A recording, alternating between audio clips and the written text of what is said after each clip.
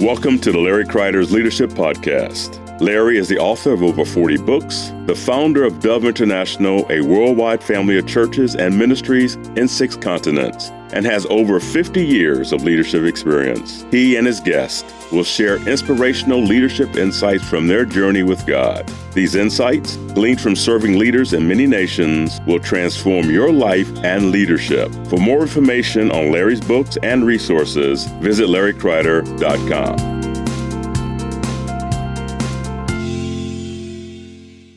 Welcome to the Larry Kreider Leadership Podcast. Larry Kreider here. The Larry Kreider Leadership Podcast is where we learn these small changes we can make in our lives that make a massive difference if we apply them.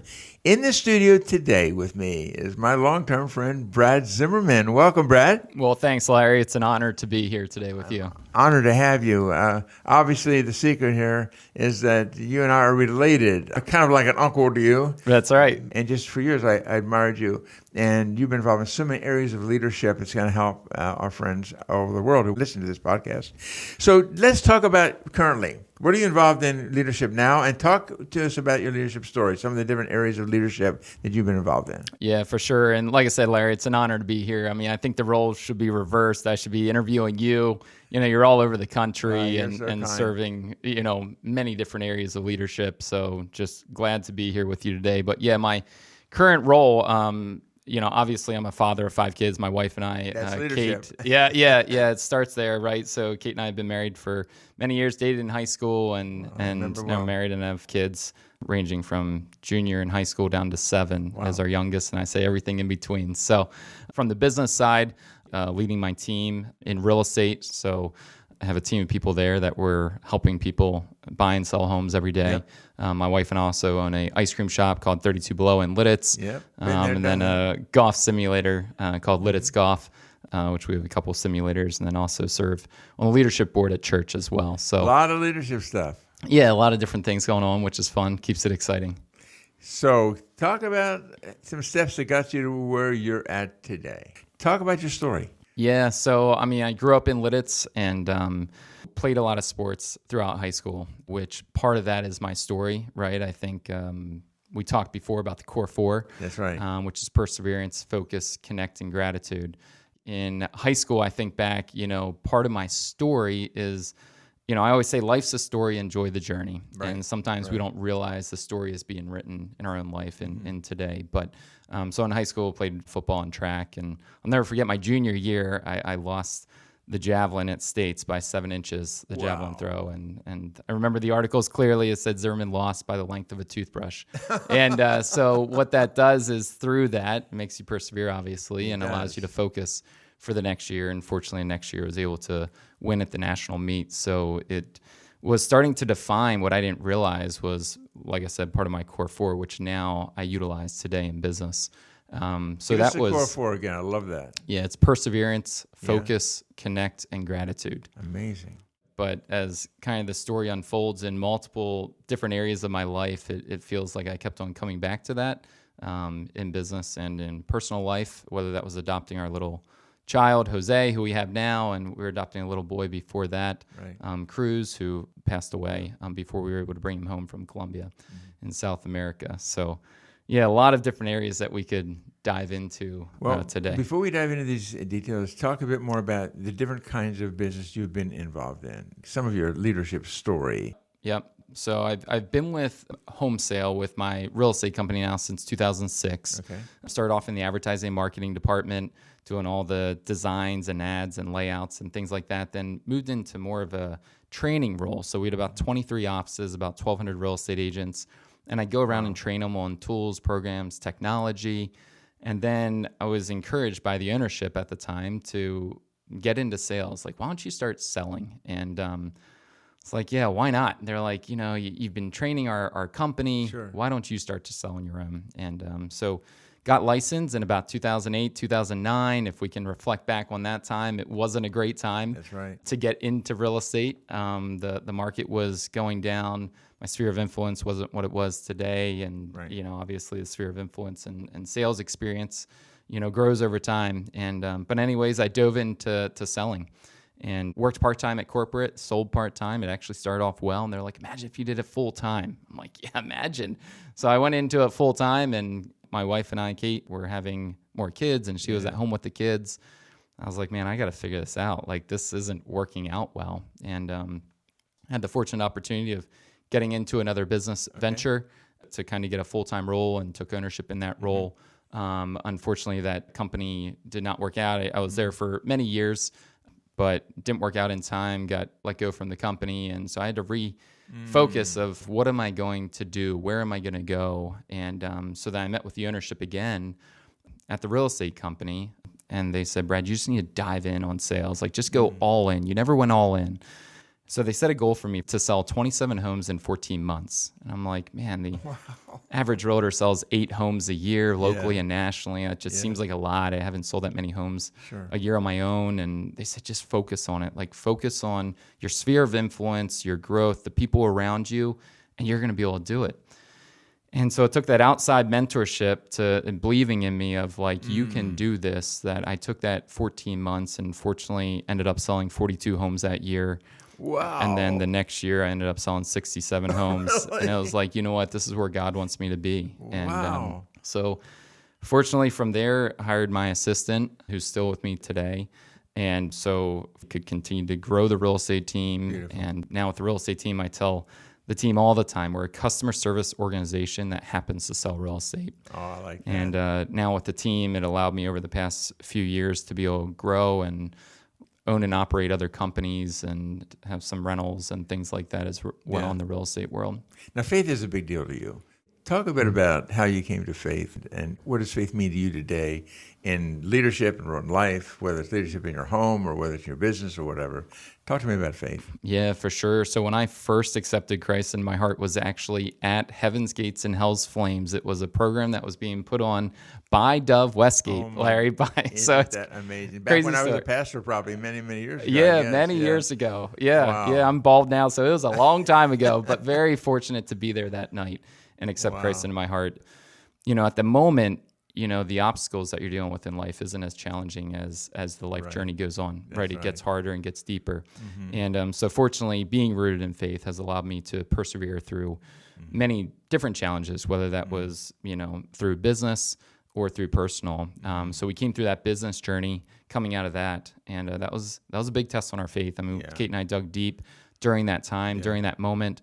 And then things got settled down again in real estate and started to grow in real estate. And, you know, you can kind of sometimes go on cruise control, you know, and which actually led us into our adoption journey. So Kate always had a heart for adoption. I was kind of on the role of, hey, we can support and we can encourage other families and financially support, but I'm not sure if we're supposed to actually adopt. But through many different missions trips and serving in different orphanages down in Guatemala and things like that, you know, it started to impact me of, you know, we can't save them all. You know, there's 153 million orphans out there, but we can impact the life of one. So came home from one of those, I think I was down in Guatemala actually at the time, and I called Kate up and I said, you know what, we are supposed to adopt and let's start the process. So, which led into, you know, that faith journey again of digging deep. And we started an adoption journey of a little boy, a cruise down in Colombia in South America. And we flew down for him. We were at a wedding actually Saturday night. We were flying our whole family, the other 4 kids and Kate and I, on a Sunday. And Cruz ended up in the hospital on Saturday, but they said, we think he's going to be okay. Fly down. He's going to be okay. So we flew our family down, and unfortunately he ended up with pancreatitis, ended up having a surgery, ended up with a blood infection, and ended up passing away 3 weeks later. So we weren't able to bring Cruz home, which was very sad and unfortunate. I mean, our other kids just wanted to bring their brother home. I mean, this is a long month process. We've been communicating with Cruz for many months via FaceTime and Zoom and things like that. So we prayed about it, and we felt called to adopt again. So we started very quickly the process, started all over again. Fortunately, got connected with Jose, who's our 7-year-old now. We adopted him when he was 3. We flew down for him, and he ended up in the hospital for a little bit. And Kate and I were just praying in the ER room. We were like, we just can't believe that we're here again, right? We just can't believe that we're here. But what we didn't realize was because he was in the hospital for that slight moment, there's a place called La Mesa where we have to travel to have documents signed and things like that. Normally you have to sit there for a week. Well, we were able to streamline that process on a Monday that Kate could just travel there 3 hours away, sign the documents, and travel back. So then we booked their flight home on that Friday. So Jose got his visa on Thursday night. Wow. We flew them home Friday, and they shut down all international travel due to COVID on Sunday.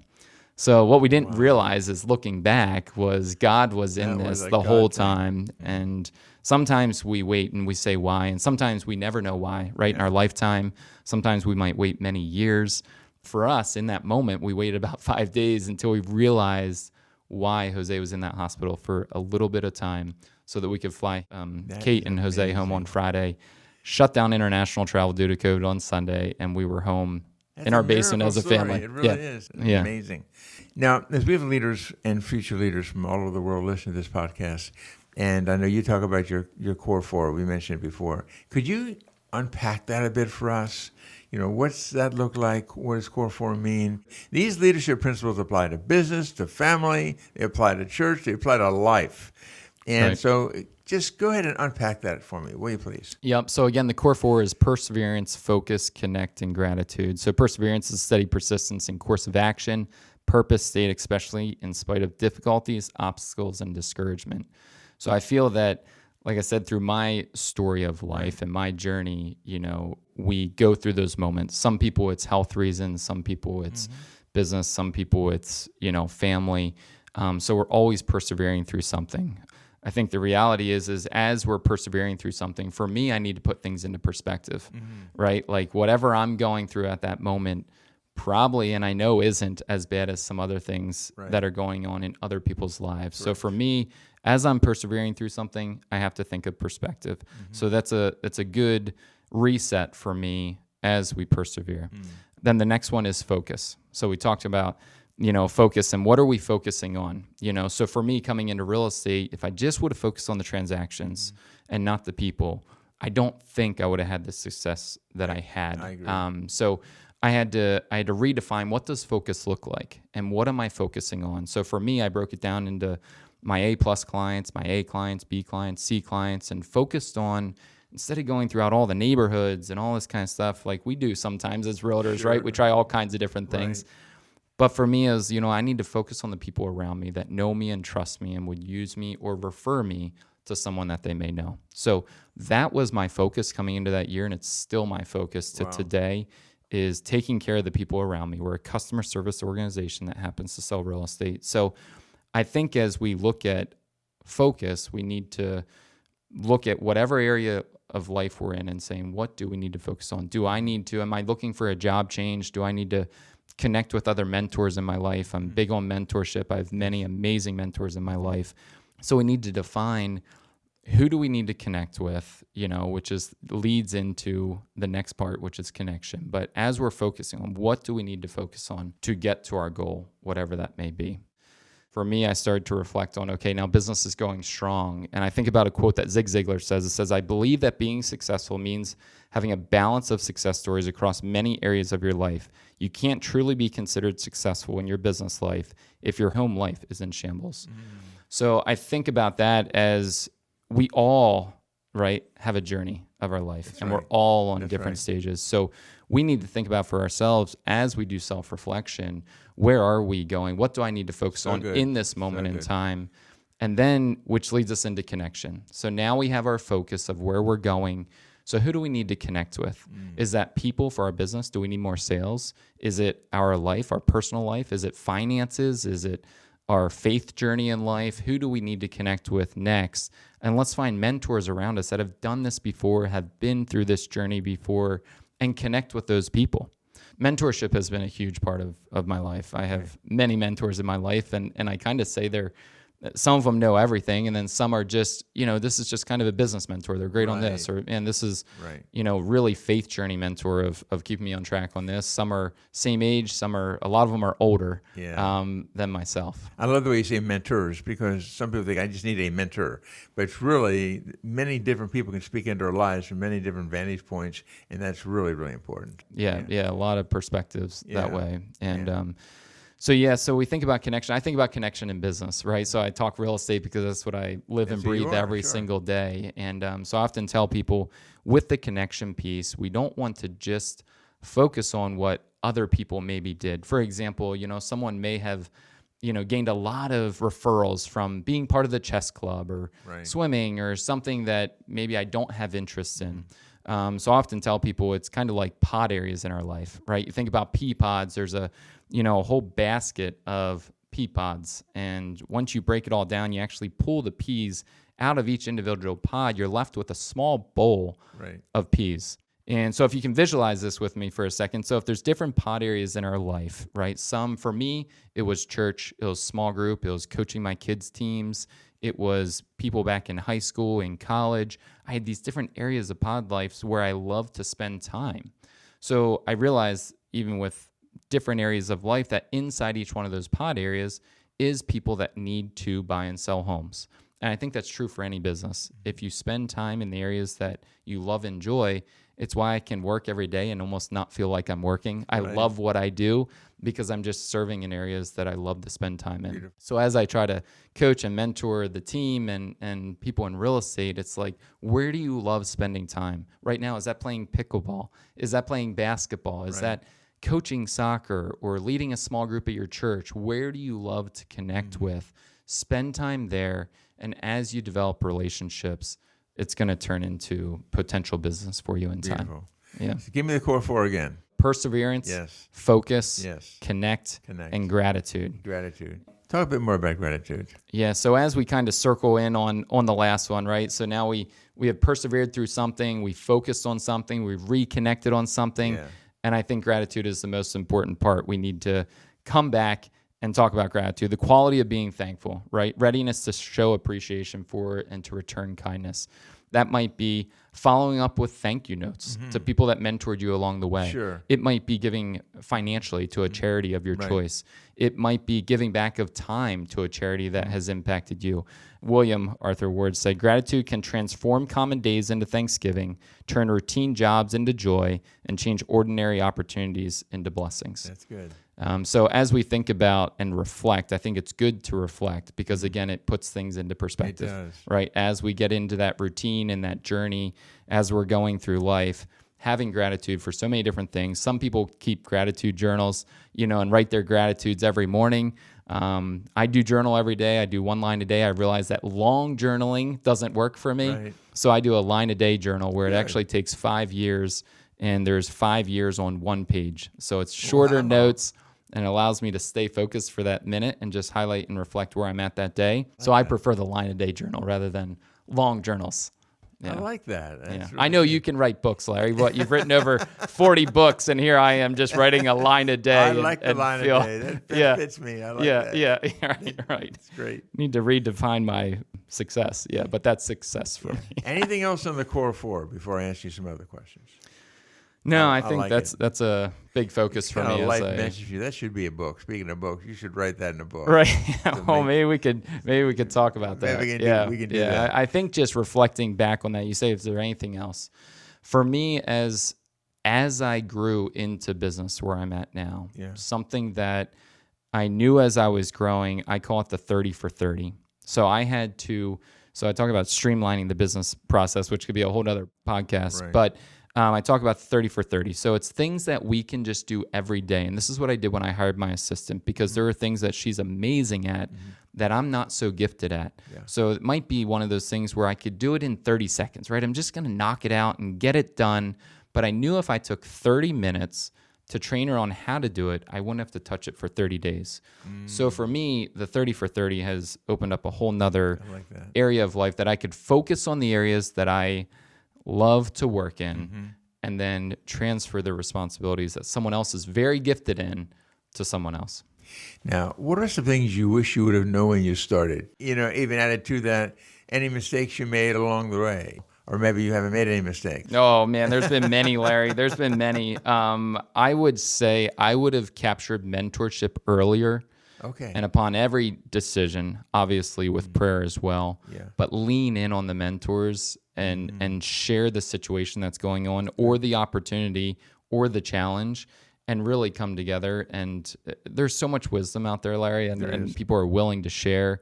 And I think it just strengthens the core of who we are as people to kind of come together and kind of lay down our guard and say, hey, this is a challenge for me right now. And there's people that have done it. And the challenges sometimes are all the same, right? But people have figured out a way to get through it. And so for me, I would have had the mentorship even earlier in my stages of life. Now, I know you believe in teamwork. You build teams, is what you do. Anything, any insights you have that would help our listeners today on building teams and teamwork and what that looks like for you? Ask any of my team members, and they know I'm growing in this area. But I think is trying to focus on their needs and wants and their desires as they're growing as individuals, and keeping the main thing, right? So like with real estate, our new thing, like I said before, is we are a customer service organization that happens to sell real estate. Love that. At our ice cream shop, I tell the team we're a customer service organization that happens to sell ice cream. Because up at the ice cream shop, I tell them, and I shouldn't be promoting this online, but if you're not sure, give a little more. Like at the end of the day, you're serving ice cream. People are coming in with a smile. Let's let them leave with a smile. At the end of the day, it's all going to be okay. So it depends on which business we're going after and depending on what areas, but just continuing to pour into them each and every day and growing as an individual, which for me is talking with other leaders and team leaders across the country. So you've got these multiple businesses, obviously multiple streams of income. Is that something you recommend for everybody? For some personalities, it doesn't work. My main focus is real estate.